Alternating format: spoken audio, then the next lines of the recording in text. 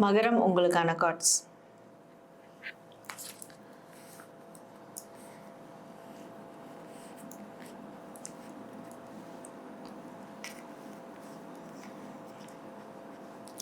So மகரம், நீங்க எந்த தெய்வத்தை வழிபடலாம் உங்களுடைய காதல் மற்றும் திருமணம் சார்ந்த பிரச்சனைகள்ல அப்படின்னு பார்க்கும்போது, இந்த நீர் சார்ந்த, சரிங்களா, நீர் சார்ந்த கடவுள்களை நீங்க வழிபடணும்.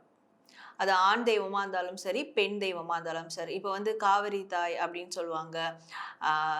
கன்னியாகுமரியில் இருக்கிற குமரி கோவில் அப்படின்னு சொல்லுவாங்க, சரிங்களா. அதெல்லாம் நீர் சம்பந்தமா இருக்கிற தெய்வங்கள். இந்த மாதிரி நீர் சம்பந்தமா இருக்கிற தெய்வங்களை, அது எந்த தெய்வமா இருந்தாலும் பரவாயில்ல, நீர் சம்பந்தமா இருக்கிற தெய்வங்களை உங்களுக்கு, அதுவும் எஸ்பெஷலி உங்களுக்கு ஒரு தெய்வம் அந்த மாதிரி பிடிச்சிருக்குன்னா கண்டிப்பா அவங்கள நீங்க தொடர்ந்து வழிபாடு செய்யுங்க.